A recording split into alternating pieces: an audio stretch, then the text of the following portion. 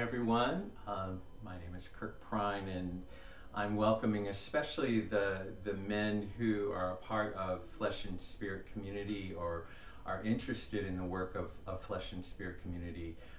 We have a theme that we play with each month, and this one is about art.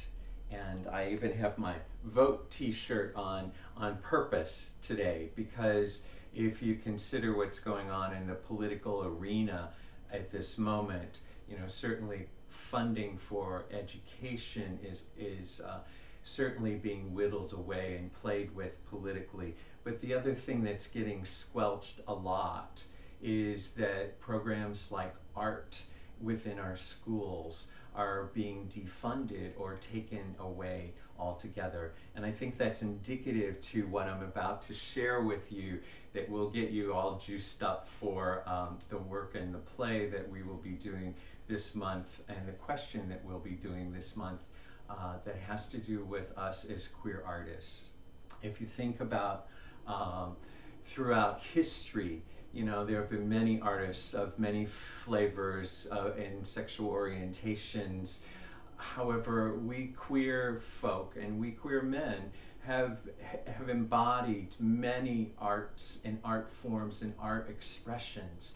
And so we have been artists that have communicated much through many different mediums. I love, there's a word in the in Latin that is called educare. So we educate, again, we educate, but through educare, the translation and the meaning for educare is to draw out. And so the question for this month, as I kind of invite you into some play and some thought and musing, is what is the art waiting to be expressed through your body, through this body of yours? I'll give you one more quote, and then I'm going to kind of demonstrate some things for you. So this will be fun. I love the quote from the Nagamani text attributed to St. Thomas. And it says, if you bring forth that which is within you, what you bring forth will save you. If you do not bring forth that which is within you, what is within you that has not been brought forth will destroy you. What you do not bring forth will destroy you. So I love that word save, which is about wholeness and really coming into the brightness of our life and being fully alive in these bodies. So we want to bring forth our art, because art has always been the expression, the way of expressing both information and communication, to bring beauty, to send messages, to inform. So art has always brought us into an experience of something. And I want to play with that for just a moment. So here we go. In our work that we're going to do in Flesh and Spirit, we're going to do a little workshop before our potluck, which explores this idea of art being in your body. And we're going to use some body paints, and we're going to use some finger paint. So it's going to be a fun time, but I'm going to demonstrate for you just for a moment, just part of what I'm talking about. So the ancients understood in Eastern systems like Hinduism that we have energy systems within these bodies. And the first energy system is what's called your base chakra. And this is your instinct to survive on the planet. And so what I'm going to ask you to think about as you draw out from this sacred body, What is it that your body would like to speak to you, would like to express? There's a lot of folks right now who are struggling in the world to even just survive the economics, survive because of health stuff. What is it that needs to get expressed so that you can come into more wholeness, into this physical plane of survival?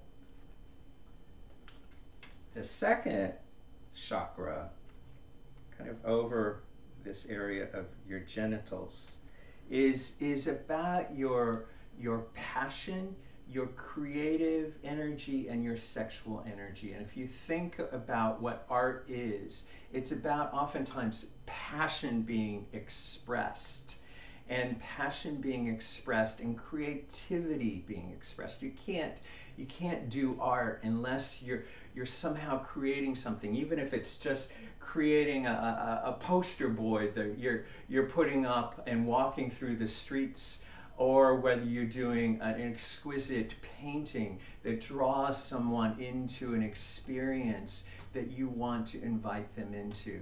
This energy, and as I had my Vote t-shirt on, this is one of the energies most trying to be squelched politically right now. So we need to support the arts in all the ways that we can, because this too is being squelched. So what's the message? This area is about your personal power. And as queer folk, we're always on the cutting edge of do we have the right to exist? Do we have equal rights? Are we on the stage of being able to bring forth our gifts very powerfully into the world? I believe that we can't heal the world until all the tribes of the world come together and bring their gifts. So that means queer people need to be empowered in this energy. So what is your message, your powerful message that your body wants to speak through you? Isn't this fun? Your heart. The thing that connects us to everything and everyone, that place of unconditional love, that place of compassion. You really can't have power without compassion and be what we call a peaceful warrior. You have to have both of these together. So in our world right now, there needs to be a lot of compassion. There also needs to be a lot of power to influence and change systems and work on problems that will change our world. So what is your compassion? What's breaking your heart open right now? And what is your body wanting to tell you or to express that will indeed be your message, your art to express? And of course, this chakra, the fifth chakra, is about expression. So you consider your passion, your heart, your personal power, your instinct to survive, which is falling off because we're surviving quite well right now. But expression, what needs to be expressed? And expression is not just about words. Expression is your art. So what energetically does your body need to express for you to heal, for you to change the stories in your life, for you to be more empowered, to show up in your world and be of greater service? So expression is key. And what is your body just waiting to express somehow through some art? Because all of art is an expression.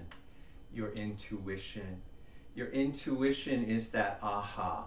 And unless you have your heart open, unless your passion is open, unless you feel safe enough and secure enough in our world, and as queer folk, how many times are we always feeling 100% safe? Because we're oftentimes getting messages that we're not okay, even though we may gather in tribes and safe places and think that our bodies may still be experiencing some lack of safety. So for us to have really alive intuition, it means that our bodies really know that we are safe. And then I'm going to magically just kind of put the last one, which is a white light or a golden light over the crown of my head. That connection to all that is, that connection to the universal chi, that connection to spirit, to great spirit, to the divine as you understand it. You know, what does that connection, I am a lover, as Rumi says, the beloved is the way to God, because the beloved is God, because you are the beloved and God and the beloved are one. I want to connect, and my expression is always about seeing the beloved in everything and everyone. What is that expression that you want to bring forth? That the art in you is to be drawn out, to be edukari, to be drawn out for you to express. There are going to be lots of ways in which we're going to talk about this, but I just got you started right now and thinking about what is the art within you, within your body, needing to be expressed right now for you to come into more wholeness. Just as St. Thomas's words are said, if you bring forth what is within you, what you bring forth will save you. I hope this blesses you and stirs your thinking and gives you some playful thought. Namaste.